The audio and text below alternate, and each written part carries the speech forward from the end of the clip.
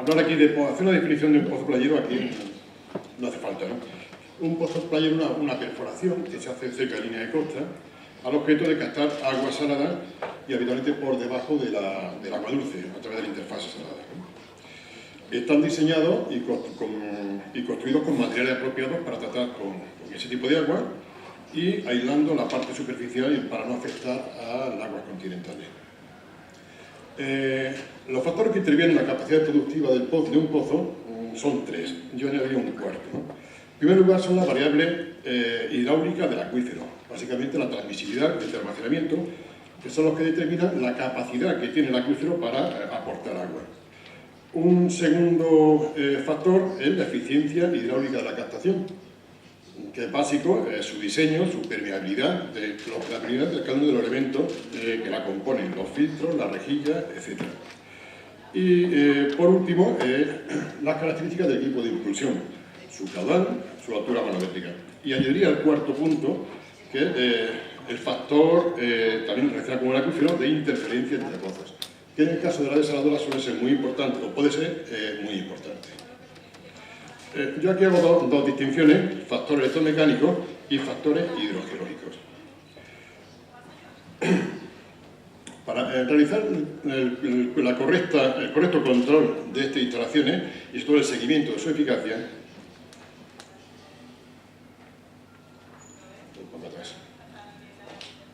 realmente no hacen falta muchos datos. Son 3 o 4 datos los básicos que hace falta para realizar esta labor de control productivo y control de eficiencia.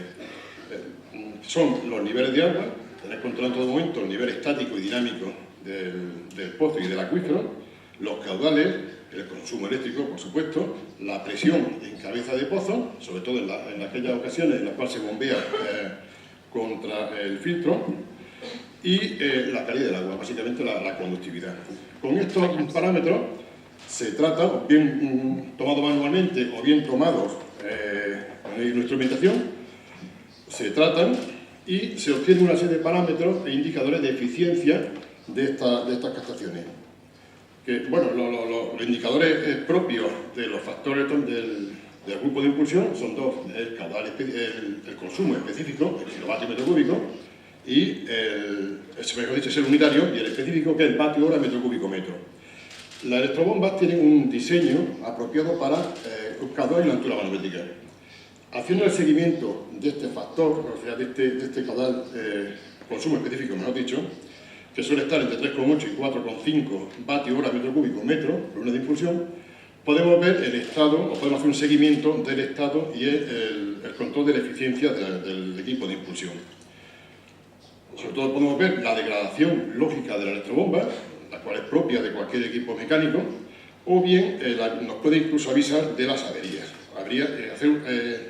Actuar como aviso temprano del inicio de un proceso de avería y de interrupción del servicio.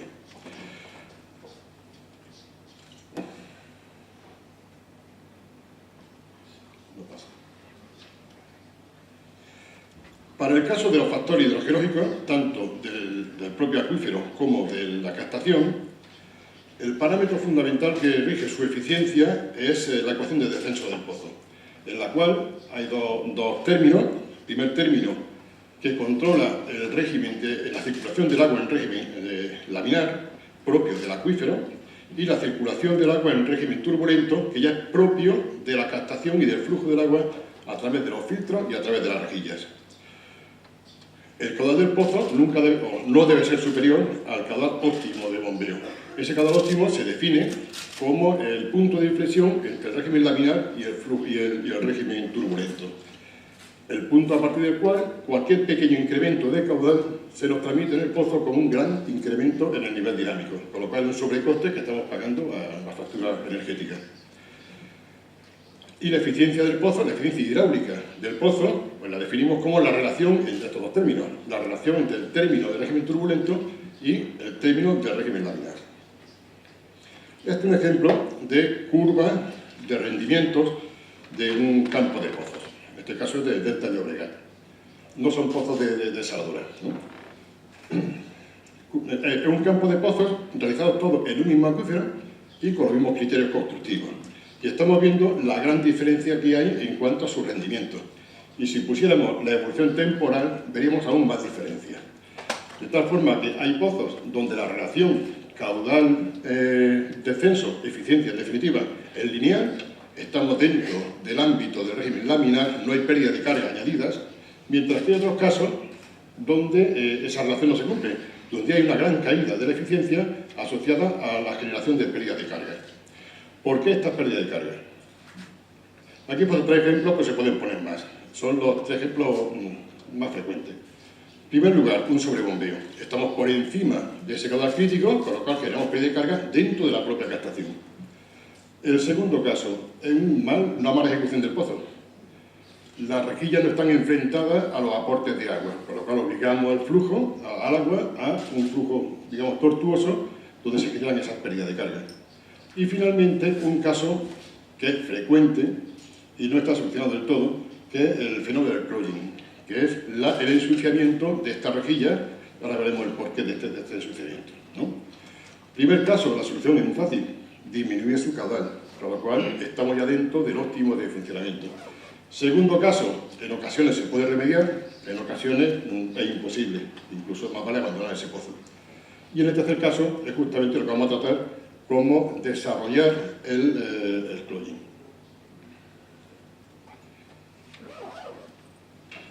El origen de la colmatación de estos sondeos, que es la principal causa de su pérdida de eficiencia o de eficacia, son 4 los orígenes. En primer lugar, abajo a la derecha, el biofilm, la formación de una placa de origen bacteriano que tapona las rejillas. Este biofilm afecta tanto a las rejillas del interior del pozo como al exterior, en los filtros de grava que hay en su exterior y también incluso en la misma formación acuífera. Se crea esta formación, este biofilm bacteriano. La segunda causa es la obstrucción de rejillas, que es abajo a la izquierda. La movilización de elementos finos del acuífero y su depósito y obstrucción de la rejilla de entrada de agua al sondeo. Se traduce lógicamente en la pérdida de permeabilidad y el consiguiente incremento de nivel dinámico. Arriba a la derecha, el precipitado de sales minerales. Y por último, la degradación de la tubería, aunque en el caso de los pozos de desaladora no es muy frecuente este caso, puesto que son materia inalterable, es PVC lo que se suele utilizar, ¿no? En este proceso de clogging, las bacterias tienen un papel esencial y primordial. Las bacterias, lógicamente, son las causantes de la formación del biofilm, pero también de los precipitados de sales. Es una bioacumulación lo que ocurre realmente en lo que favorece a las bacterias. Y en los picados, incluso en los picados de elementos metálicos que hay en el pozo, aunque no solamente de elementos metálicos, o bien son inoxidables, pero ustedes que se dedican a la desalación sufren con frecuencia los picados, el cual está favorecido por la acción bacteriana. No solamente son pares galvánicos, también actúan las bacterias, que son las que favorecen este picado. Cuando hablo de la microbiología de los sondeos, digo que es un mundo por descubrir. Se sabe muy poco de esta temática y ojalá se desarrolle a corto plazo. En el subsuelo hay una ecología y una flora bacteriana propia y típica de cada zona. Las bacterias están en equilibrio con el suelo y con el agua. Y como tal equilibrio hay un cierto porcentaje de estas bacterias. Cuando se rompe este equilibrio, bien por la perforación del sondeo, o sea, la perforación en sí no significa nada, pero sí la puesta en contacto con el oxígeno de la atmósfera, o bien por la conexión de varias capas de distinta naturaleza o distinta composición de agua, incluso el propio flujo del agua y la puesta a disposición de las bacterias de más alimento hace que se desequilibre esta ecología y proliferen aquellas bacterias que tienen más capacidad de crecimiento y crean finalmente el clogging. No se trata de una contaminación externa, no se trata de nada que podamos impedir, sino más bien corregir, ¿no? ¿El por qué se desencadena el clogging? Pues a quien le toque le ha tocado. Son múltiples los factores que desencadenan el desarrollo de la proliferación de estas bacterias. Se da en casos en distintas naturalezas de acuíferos, con distintas calidades de agua, con distintos regímenes de funcionamiento.